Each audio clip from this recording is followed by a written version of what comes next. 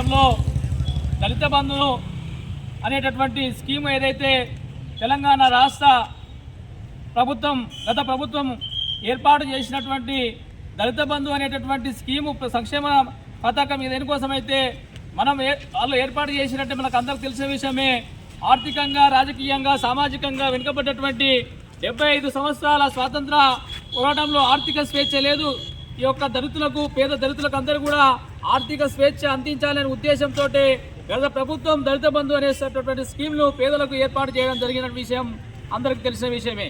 కానీ తెలంగాణ రాష్ట్ర రెండవ విడతలో అనేక మందిని కలెక్టర్ గారి ఆధ్వర్యం లోపల ఈ యొక్క దళిత బంధు లబ్ధిదారులను ఎంపిక చేసి, అదేవిధంగా దళిత బంధు అకౌంట్ను ఓపెన్ చేసి బెనిఫిషియరీ ఐడి కూడా రావడం జరిగింది. అసలు నిధులు పడేటటువంటి సమయం లోపల రాష్ట్ర ప్రభుత్వము మార్పు చెందడం వల్ల ఈ కాంగ్రెస్ ప్రభుత్వం వచ్చిన తర్వాత ఈ యొక్క దళిత బంధు అనేటటువంటి స్కీమ్ను పక్కకు పెట్టేయడం జరిగింది. ఇదంతా కూడా దళితులపైనటువంటి చేస్తున్నటువంటి అగ్రవర్ణాల పార్టీలు చేసుకున్నటువంటి కుట్రగా భావిస్తున్నాం. ఎందుకంటే ఈరోజు దేశంలో కానీ ప్రపంచంలో కానీ దళితులు ఈరోజు భారతదేశం యొక్క మూలవాసులు. ఈ మూలవాసులు ఇప్పటికి కూడా ఆర్థికంగా, సామాజికంగా, రాజకీయంగా వెనుకబడేసిర్రు, పడలేరు. కాబట్టి దీన్ని వెంటనే విడుదల చేయాలనే ఉద్దేశంతో వీళ్ళు ఎంతోమంది ఇప్పటికి కూడా ఈ పరిస్థితుల్లో చాలా పేదరికంలో ఉన్నారు. ఎంత చదువుకున్నటువంటి వ్యవస్థ లోపల కంప్యూటర్ యుగంలో కూడా చాలా ఇబ్బందులు ఉన్నారు.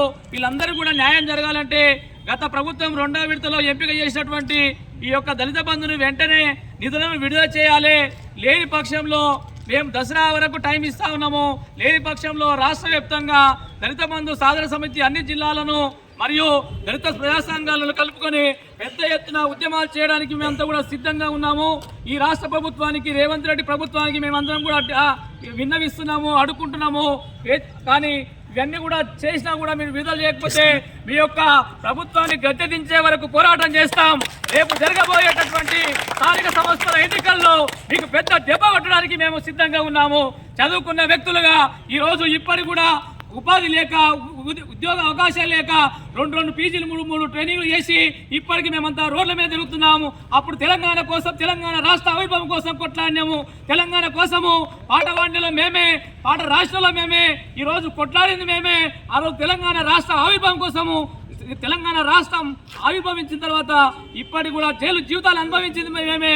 ఇప్పుడు వచ్చేటటువంటి ఈ యొక్క దళితులకు అందేటటువంటి స్కీములో చాలా మంది కళ్ళల్లో మంటలు మండి ఈ దళితులకు ఈ 10 లక్షల రూపాయలు వస్తే ఇలా మేమంతా కూడా మా పరిస్థితులు అంటే వీళ్ళు తెల్ల బట్టలు వేసుకొని తెల్లగా తిరిగితే వాళ్ళందరూ మనసు కోరవక వాళ్ళందరూ కూడా ఈరోజు చాలా మంది వ్యతిరేకించారు. కొంతమంది అగ్రవర్ణాల్లో ఉన్నటువంటి వాళ్ళు. ఇదంతా కూడా పేదలు, దళితులు ఈ విధంగా బాగుపడితే మీకు ఎందుకంత మనసులో మంట అని చెప్పి మేము అడుగుతా ఉన్నాం. ఇదంతా కూడా తెలంగాణ రాష్ట్ర ప్రభుత్వం ఉన్నటువంటి ముఖ్యమంత్రి రేవంత్ రెడ్డి గారు ఆలోచన చేసి మా దళితులకు అందాల్సినటువంటి న్యాయమైనటువంటి డిమాండ్ను అందే వరకు ఈ పోరాటం నిరంతరం కొనసాగిస్తాం. లేని పక్షంలో పెద్ద ఎత్తున ఉద్యమాలు చేయడానికి కూడా సిద్ధమే అని చెప్పి సందర్భంగా గుర్తు చేస్తున్నాను. జై భీమ్, జై భీమ్, జై భీమ్, జై భీమ్.